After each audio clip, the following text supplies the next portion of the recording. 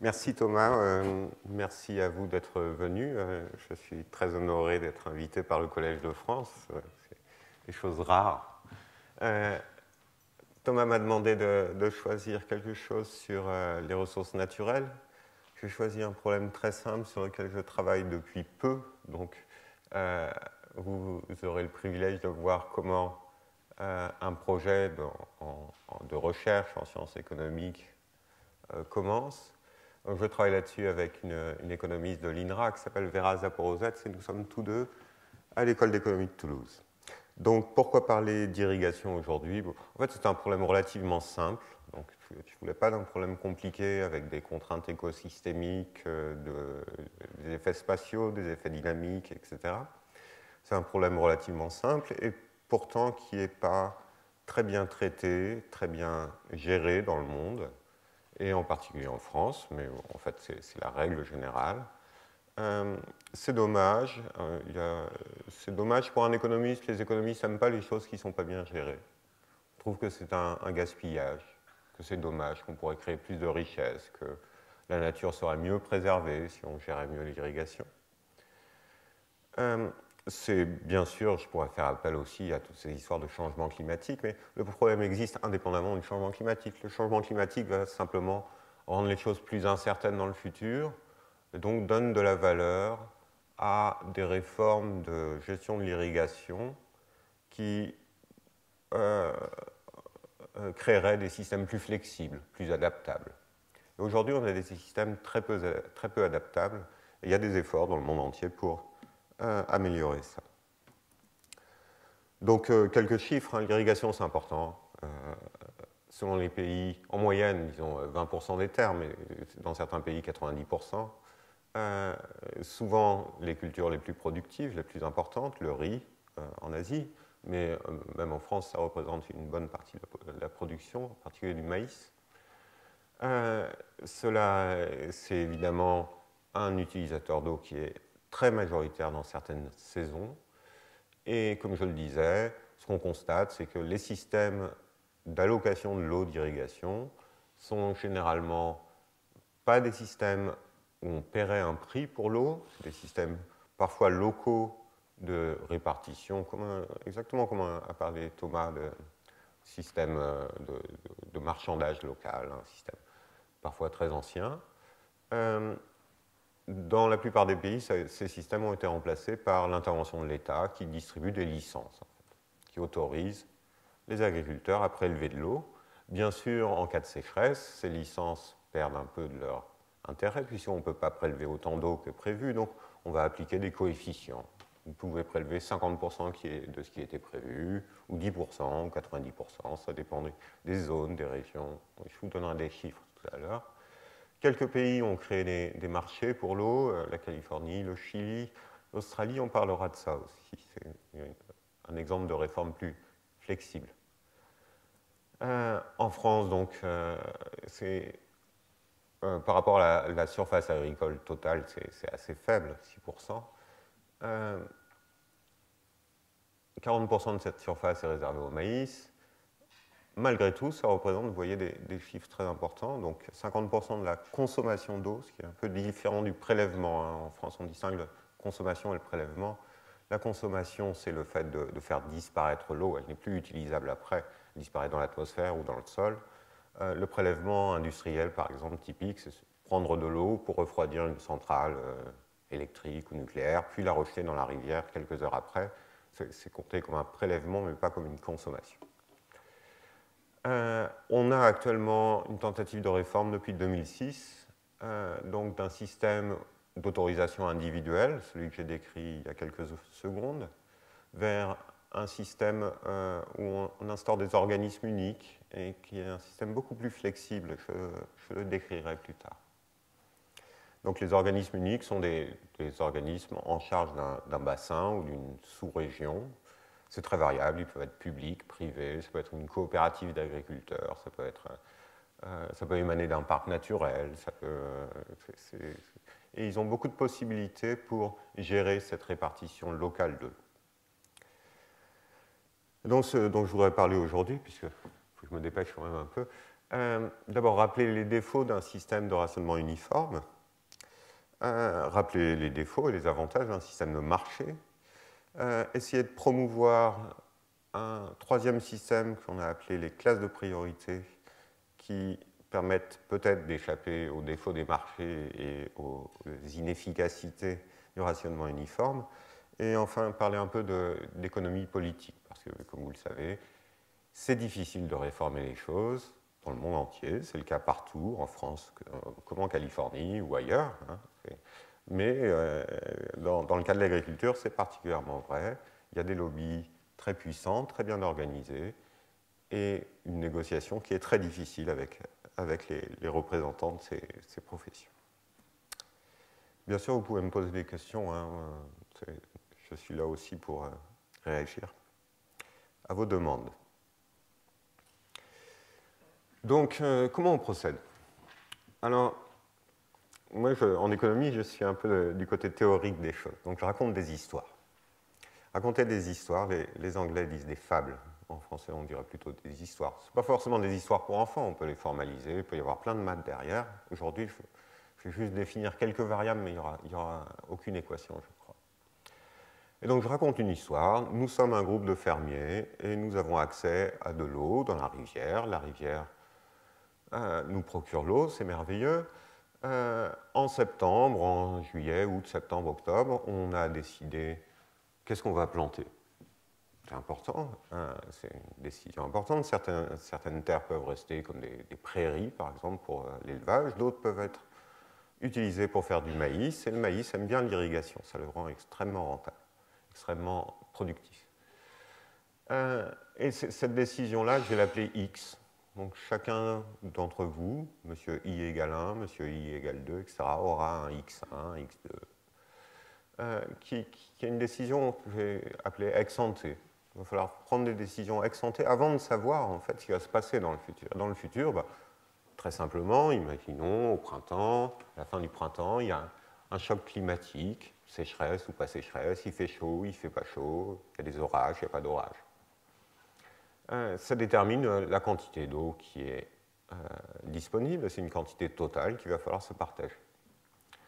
Et donc notre problème en tant qu'économiste, c'est de déterminer des règles institutionnelles qui permettent de partager cette quantité d'eau entre les fermiers en fonction de ce qu'ils ont choisi initialement en particulier. Donc, en fonction de leurs besoins, X, en fonction de la quantité d'eau disponible, en fonction du climat, S, et ça va déterminer finalement, cette allocation va déterminer finalement le revenu de chaque agriculteur. Donc c'est important. Et donc en gros, le revenu d'un agriculteur, ça dépend de sa décision initiale X, de la quantité d'eau individuelle qu'il aura obtenue, un petit Q comparé au grand Q qui est en haut, de l'état du climat, est-ce qu'il a besoin d'eau ou pas, et de ses caractéristiques propres. Alors, les fermiers peuvent être hétérogènes, ça peut être les fermiers qui sont plus ou moins capables, plus ou moins compétents pour utiliser leur capital, leur méthode d'irrigation, etc. Ça peut être aussi les différentes parcelles que chaque fermier gère, qui sont plus ou moins fertiles, plus ou moins adaptées à l'irrigation, plus ou moins proches de la rivière. Et donc tous les cas sont particuliers. Et ça, c'est un problème d'économie. C'est un problème d'économie relativement simple, dans le sens où finalement on cherche à partager un gâteau. Le gâteau, il s'appelle grand Q. Partager un gâteau, ce n'est pas ce qu'il y a de plus dur, quoi. On a des tas de systèmes pour ça. Un peu plus compliqué parce que le gâteau, il est un peu aléatoire. On ne sait pas de quoi le climat sera fait demain, donc peut-être le gâteau sera très abondant, peut-être que le gâteau ne sera pas abondant du tout. Et encore un petit peu plus compliqué parce que, ex ante, les gens vont prendre des décisions qui rendent le gâteau plus ou moins désirable, plus ou moins adapté à la demande ex post. Donc ces décisions X compliquent un peu le problème. Donc j'ai travaillé à l'intérieur de cette histoire. Bien sûr, après, une fois qu'on aura bien compris cette histoire, on peut l'étendre, avoir plusieurs groupes d'agriculteurs, plus ou moins en amont, en aval, sur la rivière, etc., examiner les échanges entre eux. Et aujourd'hui, je resterai avec cette histoire. Donc il va falloir l'accepter. Je suis désolé, c'est désespérément pauvre. Et pourtant, on peut faire pas mal de choses avec ça. Donc j'ai passé en revue 3 systèmes. Un système de rationnement uniforme, un système de marché et le système de classe de priorité auquel enfin que j'aimerais promouvoir, parce qu'il ne me paraît pas si mal.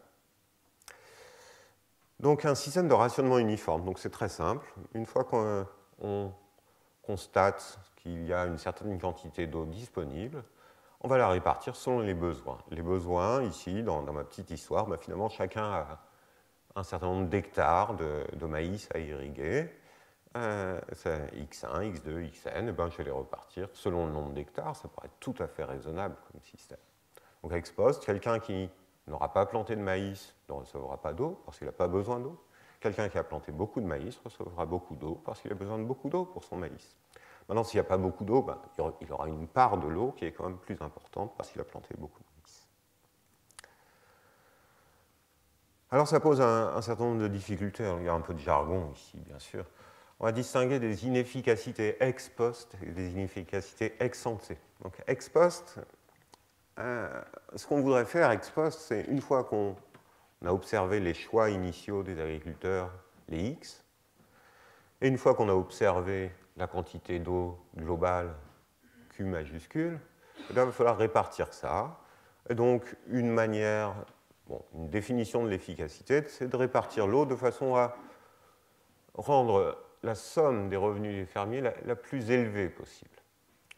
Ici, vous noterez que je m'abstrais de toutes les considérations de redistribution. Je me dis que, bon, quitte à faire quelque chose, autant que ça donne un maximum de profit dans l'ensemble, et après nous verrons, nous séparons les problèmes en deux, si vous voulez, c'est une méthodologie très classique, nous verrons comment redistribuer ces profits entre les agriculteurs, si on a des impératifs d'équité ou des choses comme ça. Et simplement maximiser la somme des profits. C'est un système pas complètement, une idée pas complètement idiote pour l'efficacité.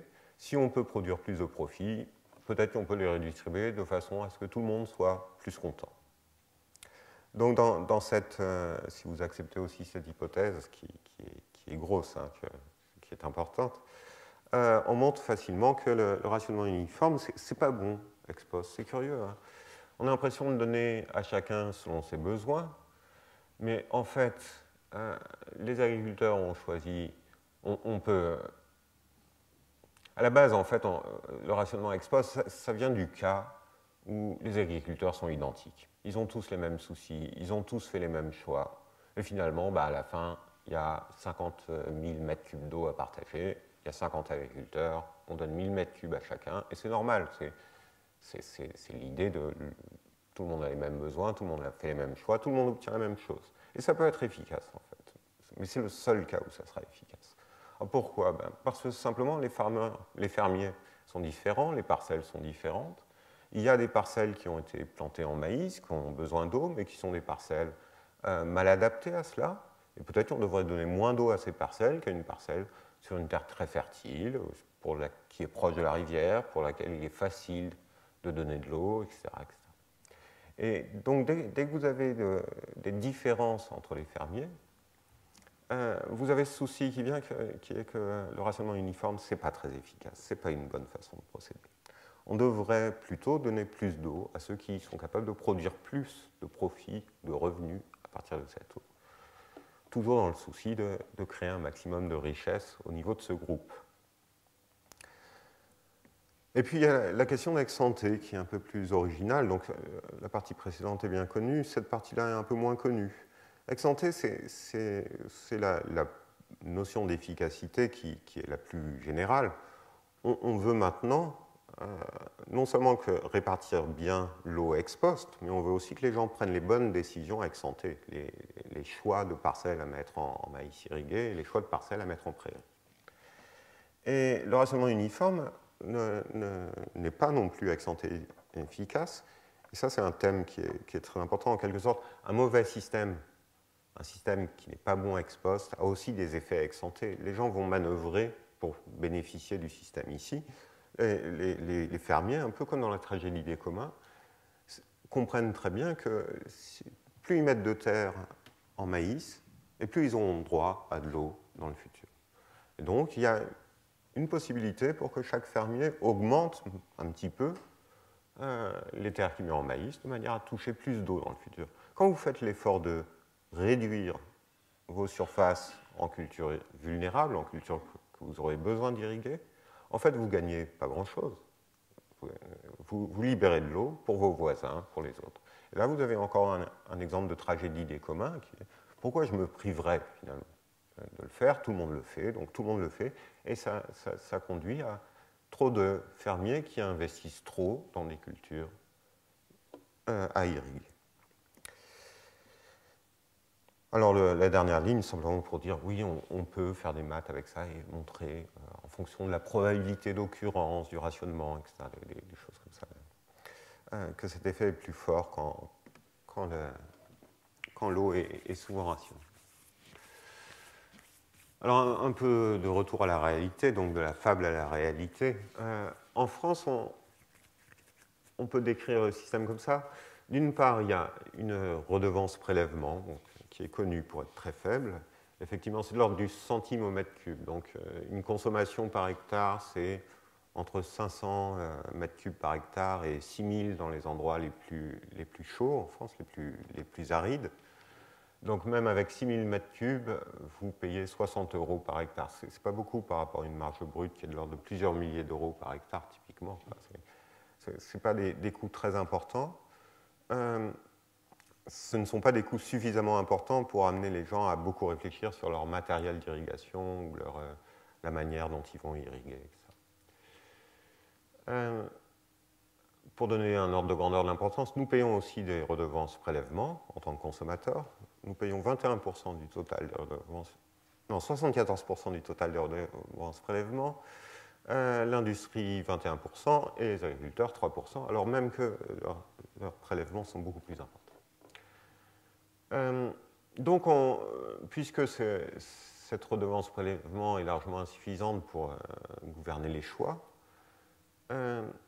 on a recours à ce rationnement uniforme. Donc, sur les 4 dernières années, on a récupéré 8950 décisions préfectorales de réduire l'irrigation.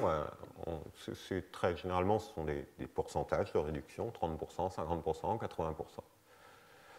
Dans 1320 zones, on est très fort en France pour tout ce qui est administration, donc on a défini 1320 zones, et chaque zone fait l'objet d'une surveillance, et quand certains seuils sont dépassés, on prend des arrêtés préfectoraux.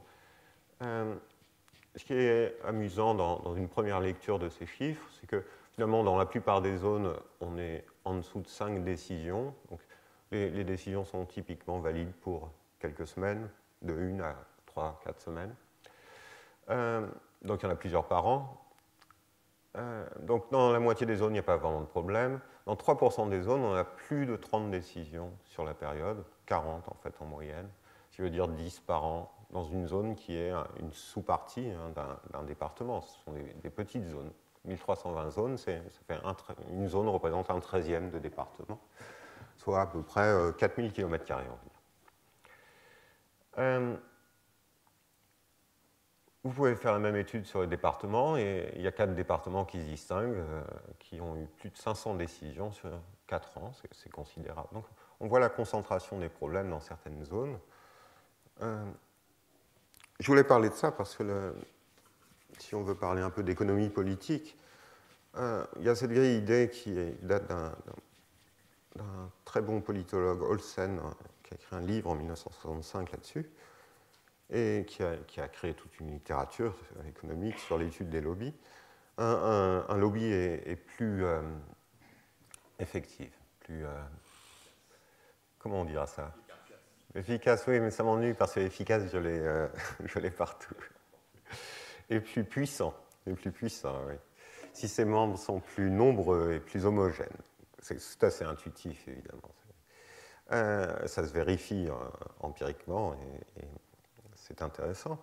Donc, quand vous regardez le rationnement uniforme, on vient de dire que le rationnement uniforme amène les fermiers à choisir une surexposition au risque, à trop investir dans les cultures irriguées.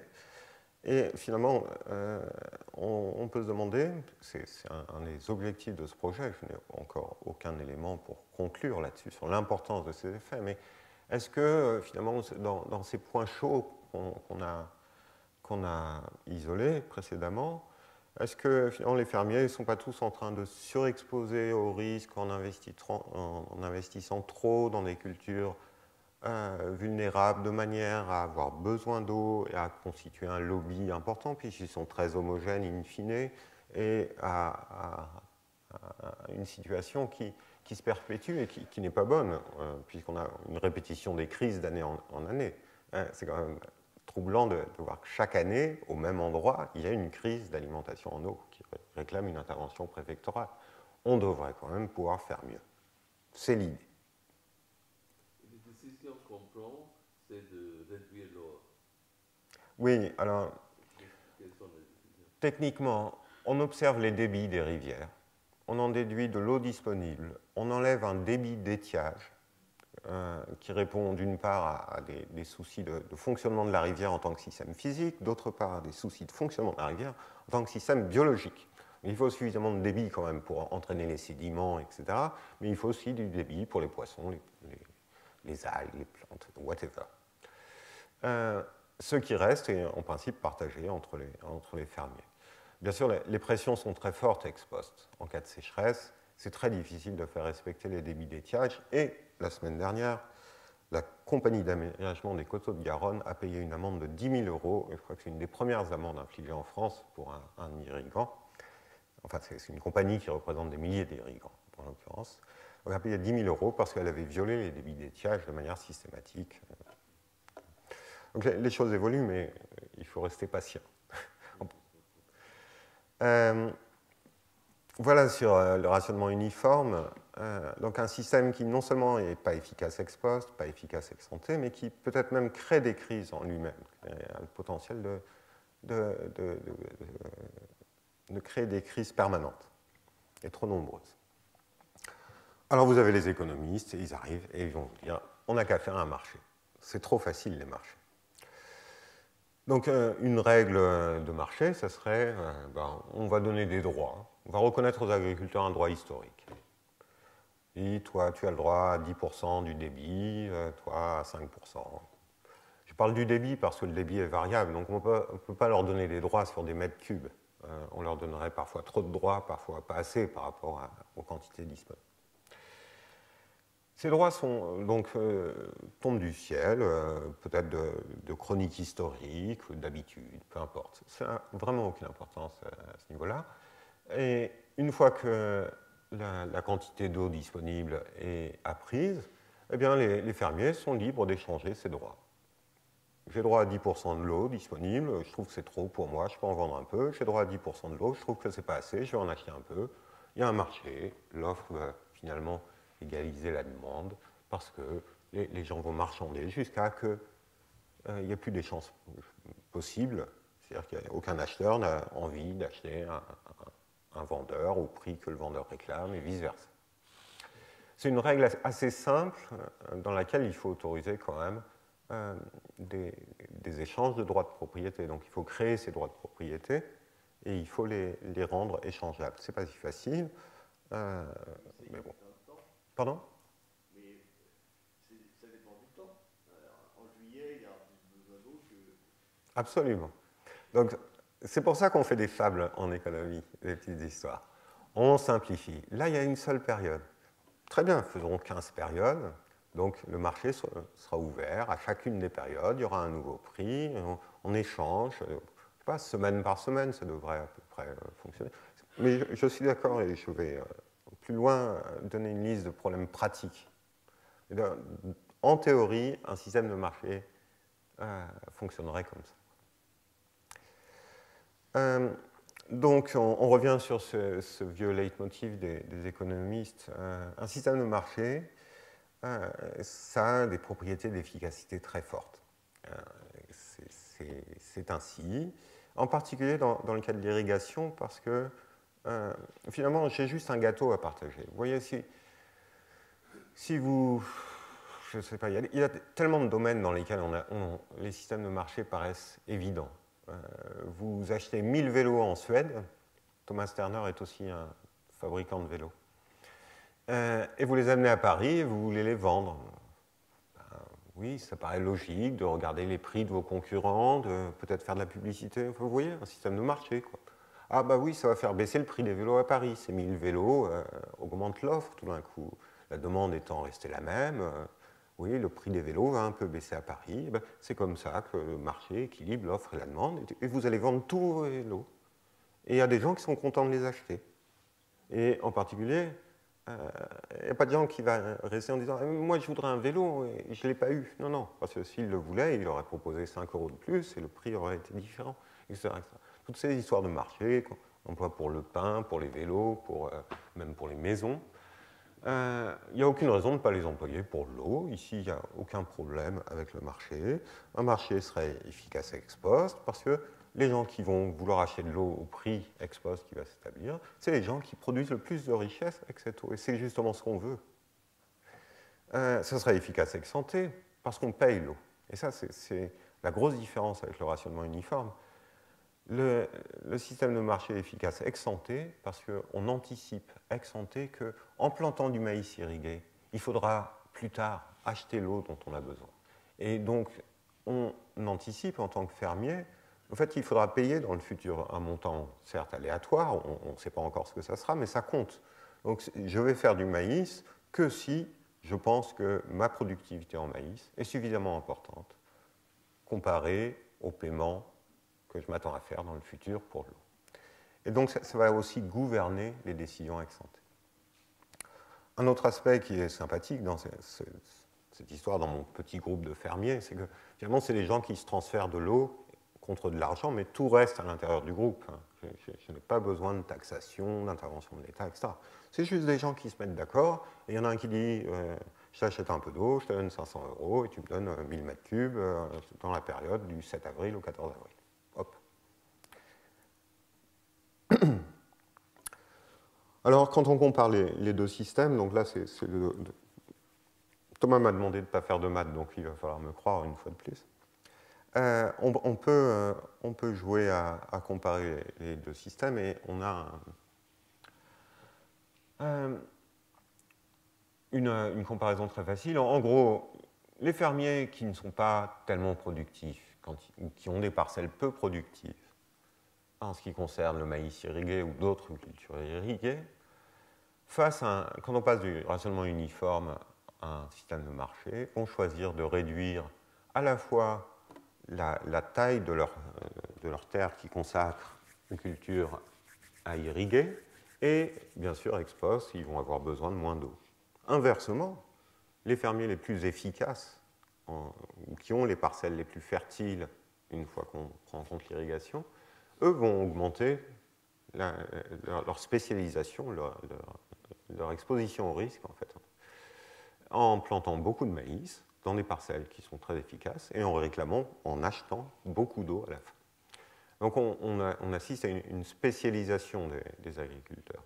Bien sûr, tout ça dépend du fait que les agriculteurs sont hétérogènes. Si les agriculteurs sont homogènes, un système de marché n'a pas tellement d'intérêt. L'intérêt d'un système de marché, c'est d'amener à une réallocation des biens entre les gens qui ont besoin d'un vélo et les gens qui n'en ont pas besoin.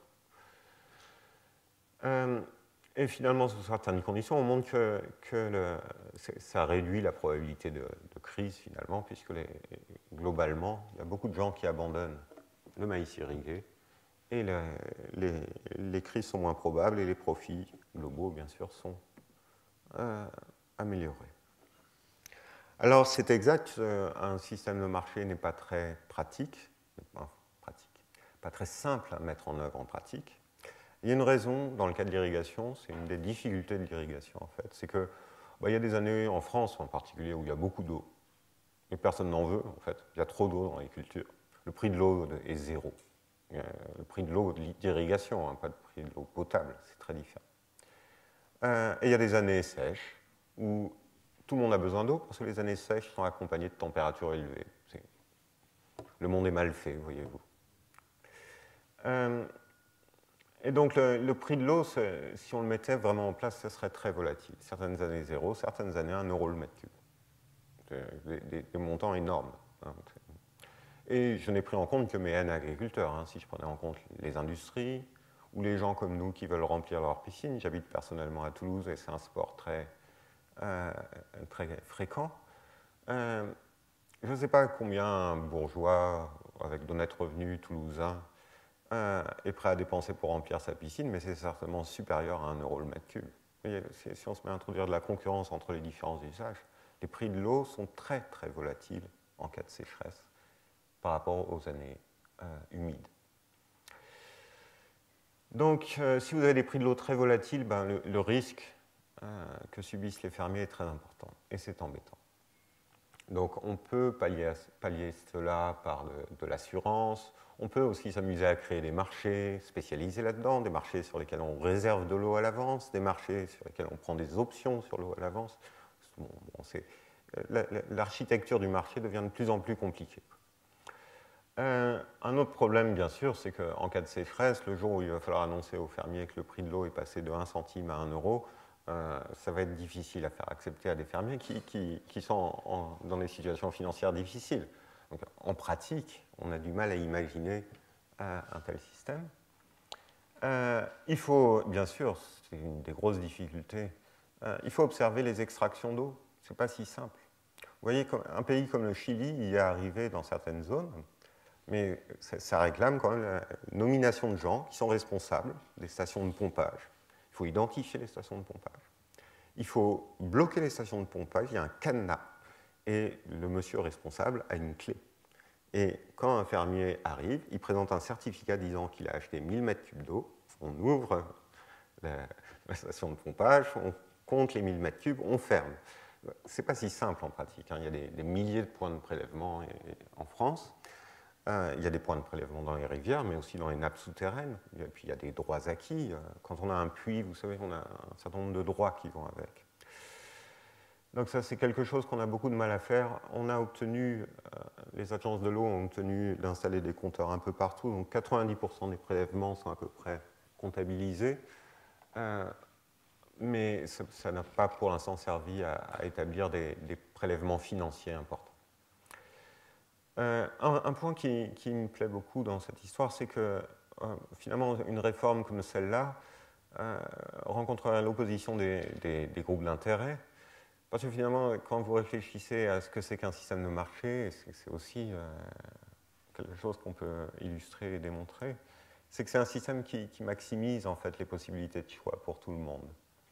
Curieux comme idée, mais parmi tous les systèmes, le système de marché maximise les possibilités de choix pour tout le monde parce que la seule contrainte qu'il met, c'est que ces possibilités de choix soient cohérentes.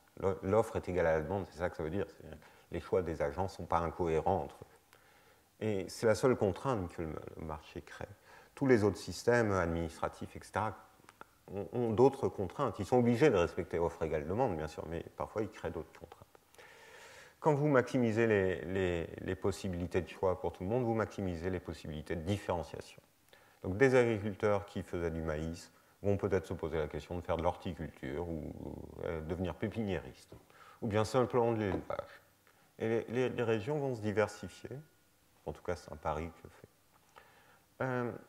Et les lobbies n'aiment pas ça, parce qu'évidemment, un lobby des agriculteurs irrigants qui est composé non pas de 70% des agriculteurs dans une zone qui font tous du maïs irrigué, mais qui est composé de 10% des agriculteurs dans une zone qui font du maïs irrigué. Les 90% autres ont besoin d'eau et en plus ils font des cultures, pour certains d'entre eux, à très haute valeur ajoutée, donc ils sont prêts à payer très cher pour avoir de l'eau pour leurs fleurs, pour leurs arbustes d'ornement, pour différentes choses, pour leurs semences aussi.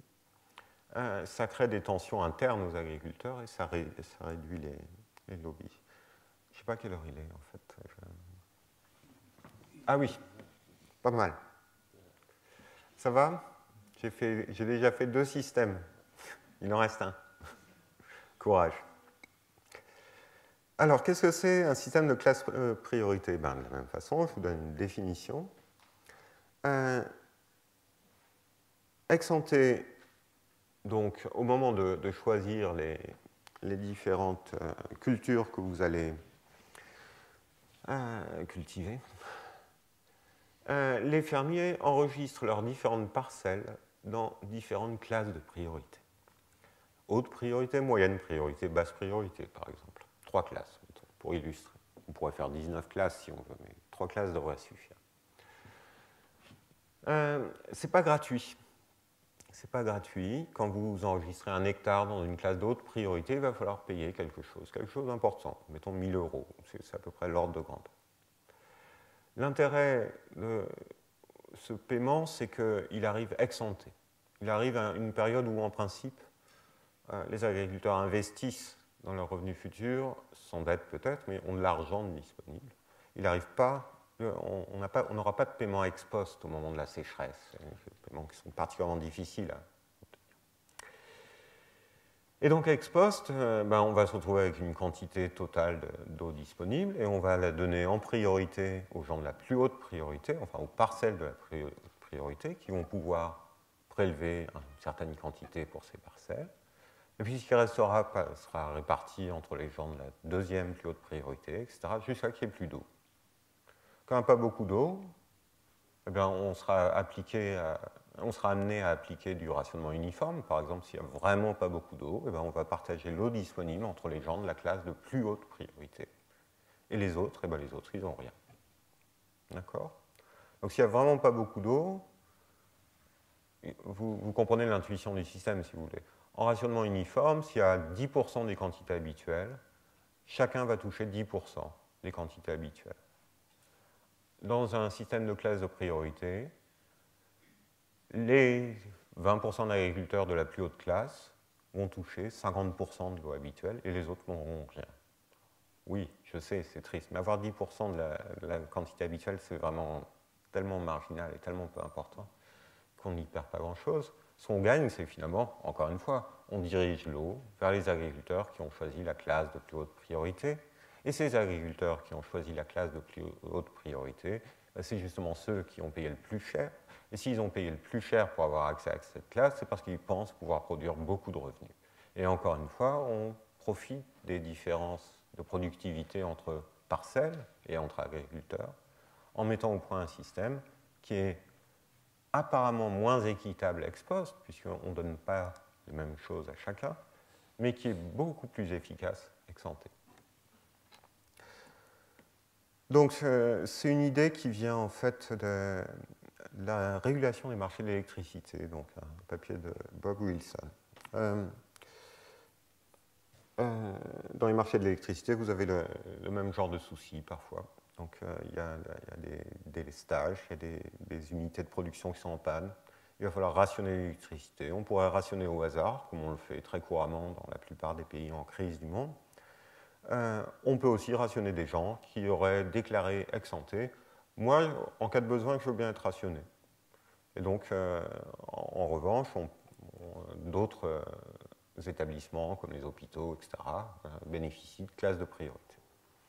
Donc c'est des choses qu'on a déjà mis en place pour l'électricité, dans d'autres domaines aussi. Les péages d'autoroute, il y a des classes de priorité. Vous payez un peu plus cher, vous avez droit à un pass, et vous passez plus vite. C'est une application des classes de priorité. Peut-être que je vais perdre un peu de temps, mais bon, il faut s'amuser. Les péages d'autoroute, c'est complètement idiot.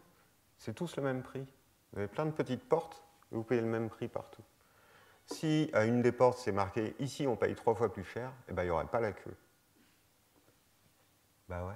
Alors les gens qui sont pressés, ils diraient « Bah ouais, je vais payer 3 fois plus cher ». Et les gens qui ne sont pas pressés, de toute façon, c'est pas très grave, hein, ils ne sont pas pressés. C'est plus efficace. C'est un peu obscène ce que je dis, hein, parce que c'est étrange. Vous avez pensé aux queues chez le médecin? Je ne sais pas si vous avez eu des enfants, moi j'en ai eu 3 petits en même temps. Et faire la queue chez le médecin le mercredi après-midi quand on doit attendre 2h30 avec 2 enfants malades, hein, ça laisse des souvenirs, hein, Thomas. Pourquoi on ne sort pas notre portefeuille et on dit « Madame, vous devez passer, je vous donne 100 € et c'est moi ». Je ne sais pas, ça ne se fait pas. Bon, c'est encore une application des classes de priorité. Bon, c'est juste pour le plaisir de scandaliser. Les économistes aiment bien scandaliser, de toute façon, ils savent qu'on ne les écoute jamais. Donc, classe de priorité ici, revenons aux choses sérieuses. Donc, on a tout un modèle, des maths, okay, et on montre des tas de propriétés intéressantes de ce système, en particulier qui est à peu près aussi efficace que le marché. Je vais discuter ça un peu. Donc, l'idée générale, c'est que, quand même, c'est sans doute politiquement plus facile de faire des classes de priorité. Il y a un côté raisonnable ex ante, qui est on paye ex ante et ex post, on n'a rien à payer. On obtient de l'eau ou pas.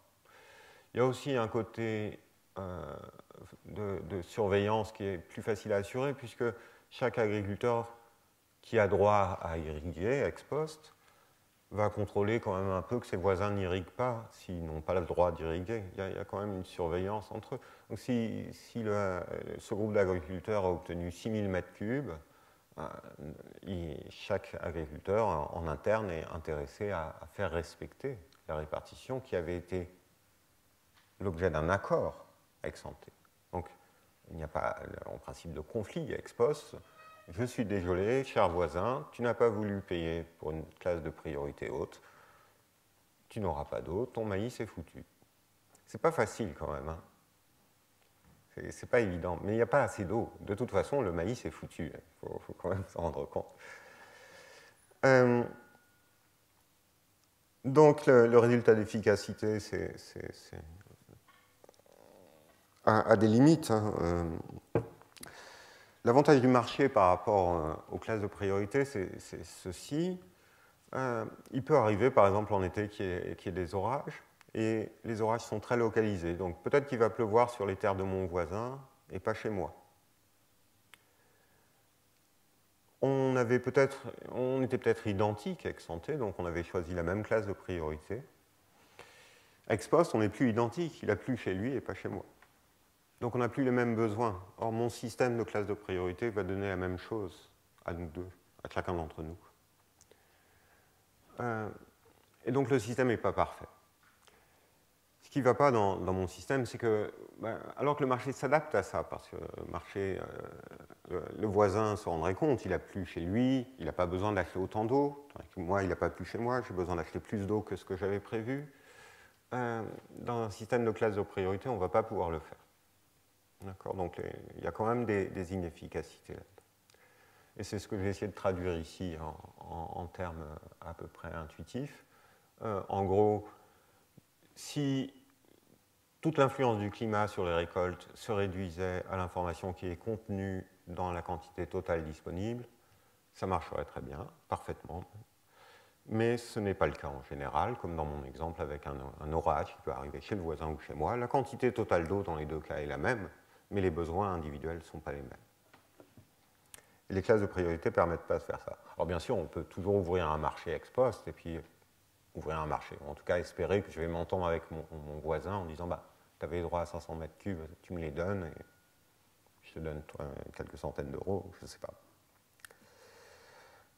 Il y a des aspects légaux aussi avec les marchés qui ne sont pas évidents et avec les classes de priorité aussi. Donc j'ai essayé de vous copier un texte. Je n'ai pas mis les accents parce que j'ai toujours eu du mal avec les accents et ce logiciel qui fait de si beaux transparents en anglais. C'est très flexible un organisme unique. Il y a plein de potentialités. Il y a beaucoup d'excitation en fait autour de ça et ils se mettent en place, ils prennent des décisions. Ils sont chargés finalement d'une négociation entre parfois quelques 200 agriculteurs, parfois quelques milliers, et de décider qui fait quoi et qui aura quoi en fonction de ce qui va se passer dans le futur. C'est-à-dire qu'est-ce qu'on fait s'il n'y a pas assez d'eau. Et donc on les a autorisés à prélever une redevance, enfin à organiser une redevance, qui est censée couvrir en fait leurs frais de fonctionnement et les frais de fonctionnement des réseaux d'irrigation, des réseaux collectifs. Donc une partie forfaitaire, une partie variable. On voit que pour la partie variable, on peut faire pas mal de choses. On peut la déterminer à partir des superficies irrigables, des superficies irriguées, c'était le X que j'avais précédemment, du nombre de points de prélèvement, des volumes, des débits, des volumes ou débits communiqués par le préfet, en combinant ces paramètres, elle est le produit d'un taux applicable, l'un ou plusieurs de ces critères. On n'est plus très loin de paiement. Donc il s'agit de paiements internes à l'organisme unique, aux agriculteurs. Les agriculteurs payent l'organisme unique et ces paiements peuvent être utilisés pour inciter les agriculteurs à faire les bons choix. Est-ce que dans cette partie forfaitaire, tout en haut, est-ce qu'on peut inscrire, c'est de la partie forfaitaire à 3 options, classe de haute priorité, classe de moyenne priorité, classe de basse priorité. Il faut que je consulte des juristes. Mais ça pourrait être une façon assez simple de procéder. J'ai soigneusement évité la question de combien de classes. Alors, je dis 3, pourquoi 3 ?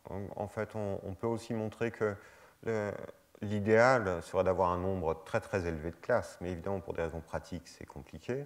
Alors on calcule ce qu'on obtient comme gain sur les revenus totaux. Si on fait 3 classes, 4 classes, 5 classes, et on a des jolis théorèmes qui disent bah, finalement la perte de surplus est en 1 sur n au carré, où n est le nombre de classes.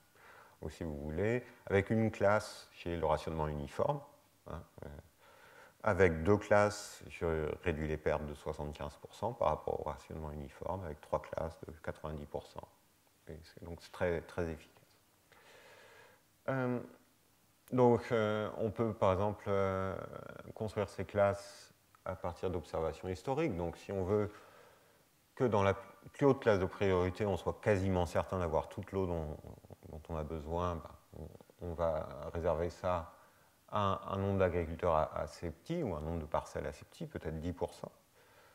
La deuxième classe correspondrait, ça c'est les événements typiques sur le sud de la France, disons 8 années sur 10, il n'y a pas trop de problème. Donc la deuxième classe, ça serait calculé pour avoir encore 30% des agriculteurs, peut-être, ou 20%. La dernière classe, elle serait gratuite, mais évidemment, vous n'aurez de l'eau dans la dernière classe que si les 2 premières classes sont intégralement servies. Or, les gens des 2 premières classes vont, sachant qu'ils sont dans les 2 premières classes, augmenter leur investissement, augmenter leur engagement dans les cultures irriguées. Donc il y a peu de chances que quand on choisit la dernière classe de priorité, on obtienne beaucoup d'eau. Ou si on obtient beaucoup d'eau, c'est que l'année est vraiment très très humide et on n'en avait pas besoin. Donc les gens qui ne veulent pas s'inscrire dans une classe de priorité ne paient rien, mais ils savent qu'ils ont plutôt intérêt à investir dans des cultures plus robustes qui n'ont pas besoin d'autant d'eau. Il y a une variante, donc on peut s'amuser à faire des schémas. Les chiffres ici sont complètement arbitraires. La variante consiste à prendre en compte les besoins d'assurance. Donc c'est vrai que c'est triste de laisser du maïs sur pied, grillé au soleil, mais il n'y a pas assez d'eau. Alors on peut payer les fermiers en leur donnant une indemnité d'assurance. L'intérêt des classes de priorité, c'est que ça crée aussi des signaux qui sont vérifiables. C'est le préfet qui décide finalement. Il observe les débits, il dit il y a assez pour la première et la deuxième classe, mais il n'y a rien pour la troisième. Ça, c'est un événement observable qui fait l'objet d'un décret, c'est légal. Une compagnie d'assurance peut écrire un contrat d'assurance dessus. On peut dire, si le préfet prend tel type de décision, les gens de la classe de priorité numéro 3, qui ont souscrit un contrat d'assurance, recevront 500 € par hectare concerné, etc. Ça peut rendre les choses un petit peu plus acceptables. Et puis, c'est bon d'un point de vue économique, c'est bon d'assurer les gens. Les gens n'ont pas envie de faire des cauchemars pendant toute l'année. Donc c'est bon de leur donner des possibilités d'assurance. Donc en gros, l'idée est de jouer sur les 2 tableaux. Hein. Vous payez ex ante, vous payez à la fois pour avoir de l'eau dans le futur, l'eau reste risquée, et pour avoir une assurance, une indemnité d'assurance, au cas où vous n'auriez pas cette eau dans le futur. Un système comme ça, encore une fois, se rapproche de l'efficacité des marchés. Il est beaucoup plus simple à mettre en place. Et il a une chance d'être compatible avec l'organisme unique. Mais là, en fait, je vous dis des choses qui nous restent encore à vérifier. On commence tout juste à travailler sur ce programme de recherche. Bien sûr, il y a un aspect théorique d'extension des résultats, hein, plusieurs périodes, plusieurs groupes d'agriculteurs, des aspects amont-aval qui sont intéressants. Il y a des aspects qui sont les gagnants, qui sont les perdants, puisque là, j'ai soigneusement ignoré tout ça. Hein. Depuis le début, j'ai uniquement considéré comme critère pour juger d'une politique le fait qu'elle augmentait les profits globaux des fermiers. Ce n'est pas un mauvais critère, mais certainement qu'il y a des problèmes de redistribution. Donc, qui perd, qui gagne, qu'est-ce qu'on prévoit pour ça? La version pour le risque, l'assurance, je viens d'en parler. Finalement, il faut mettre des chiffres derrière. Qu'est-ce qu'on gagnerait? Si tous les agriculteurs sont identiques en France, on ne gagne rien. Hein. Voilà, en gros. Bon, maintenant, est-ce que tous les agriculteurs sont identiques? Est-ce que toutes les situations géographiques sont identiques? Et c'est ça qu'il va falloir chiffrer. On constate que les agriculteurs, même dans les mêmes régions, ne font pas tous les mêmes choix. Hein. Je peux utiliser cette information pour en déduire ce qu'ils feraient comme choix dans un système différent et essayer d'estimer les gains de revenus pour chacun d'entre eux. Voilà c'est le travail que je fais avec Vera Zaporozets de l'INRA. Merci de m'avoir écouté, de nous avoir écoutés. Et si vous avez des questions à Thomas ou à moi, on a encore quelques minutes, je crois.